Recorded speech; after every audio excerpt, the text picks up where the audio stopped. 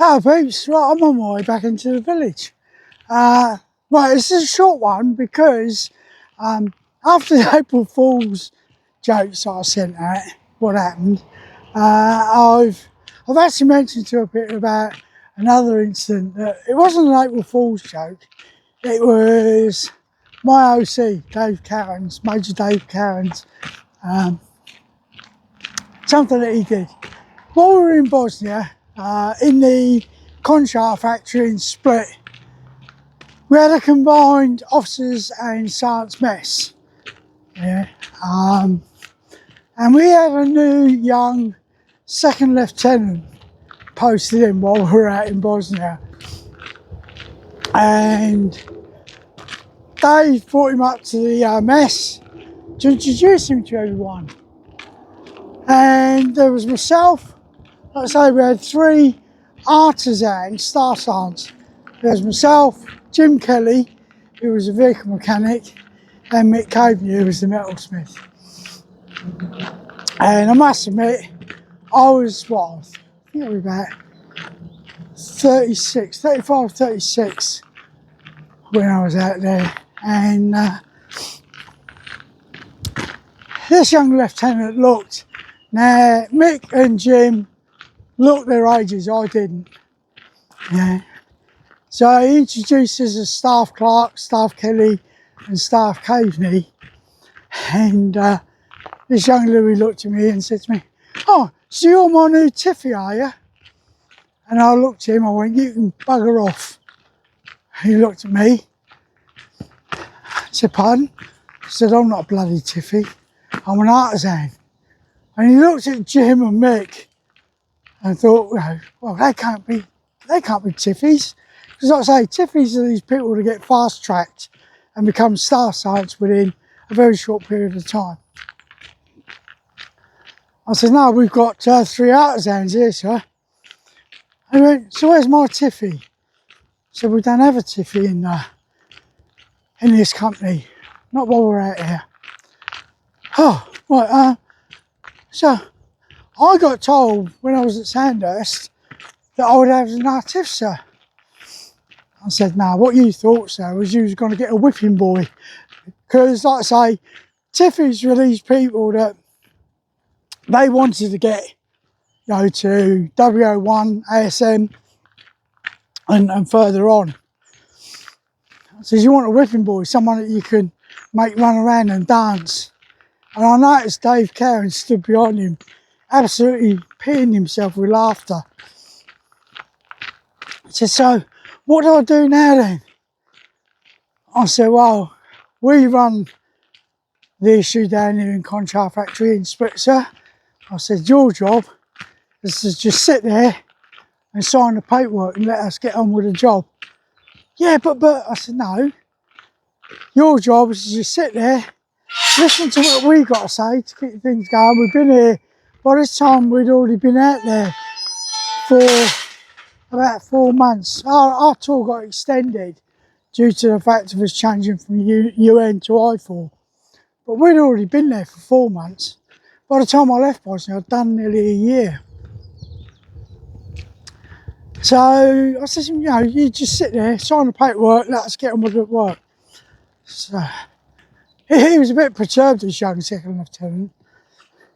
But one of the things when he was down on the workshop floor talking to the lads, I got to admit, he was trying to ingratiate himself to everyone. And he was on about what he'd done, going through university and everything like that, and then going through Sandhurst. He was talking to the lads, and he was on about the fact that his girlfriend had given him this little Tasmanian devil doll, as a mascot, a lucky mascot. And what happened was, the boys put together a plan that they were going to kidnap this mascot, and hold it to ransom, which did happen.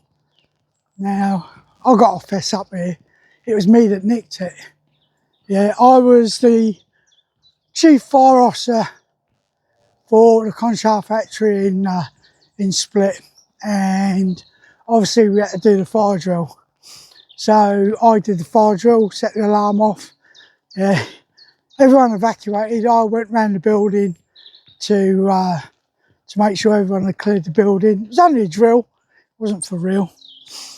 But I went past his bunk, and there's Taz sat there looking at me longingly. So, gone.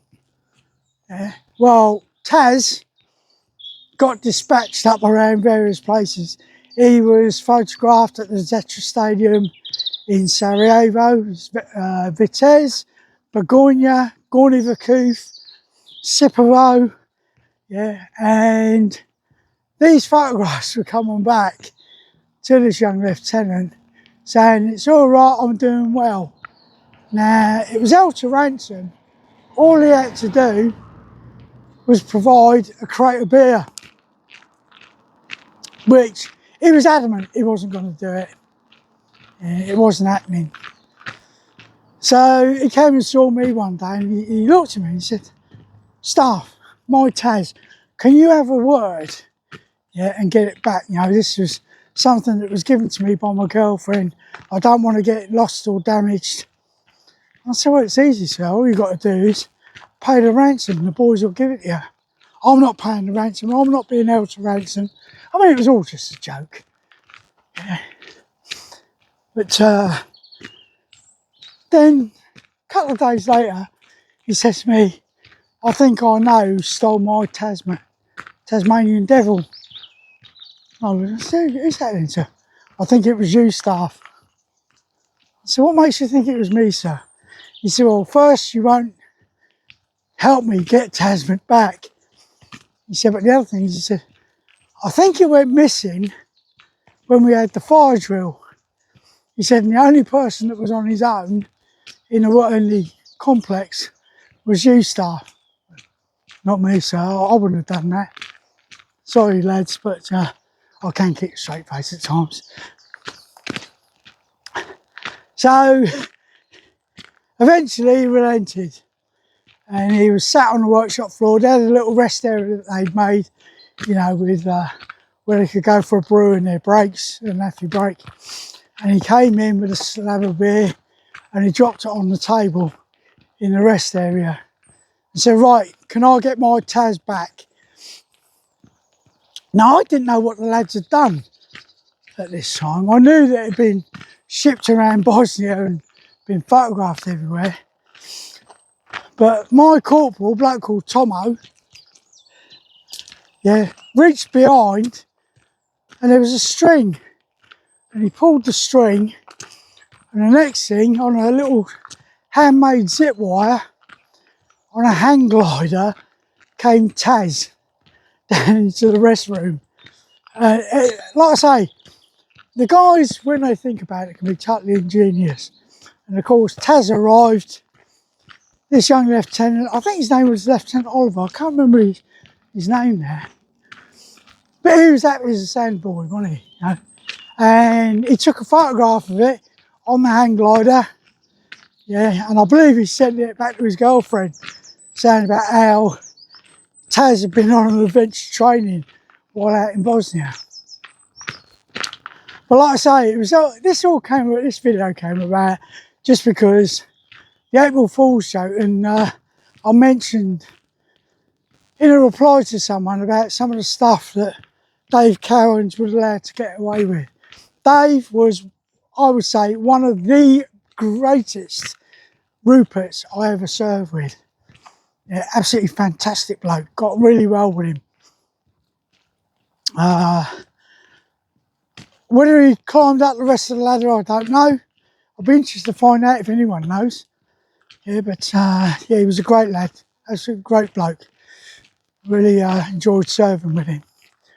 So that's the other little funny anecdote. Like I say, it's only a short one. I'm heading back into the village. Got to do all my chores, and I'm a house husband, me there. So if you're new to the channel, please consider subscribing. Not telling you to do it, we don't do that. You got your own minds. It's the same as Keith says. Consider it. It's just so that if you subscribe, the channel grows. And it gives us more of an incentive to do something else to try and keep you people entertained. And I hope we're entertaining you. Yeah, I know, looking at the comments that I've got and looking at the comments that Keith's got, people do enjoy listening to us waffle on. Yeah, we're old sweats, you know.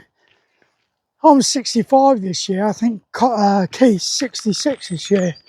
Yeah. Both of us, I think, we both miss our military careers.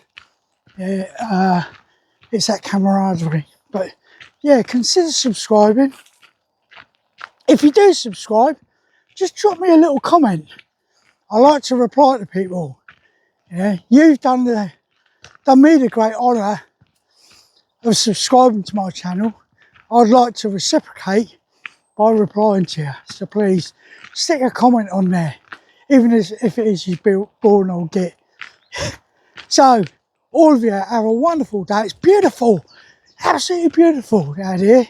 I might even go out in the garden and practice my golf swing later on. So take care of yourselves. Yeah, have a wonderful day. Stay safe. And as me and Keith always say, let's tab.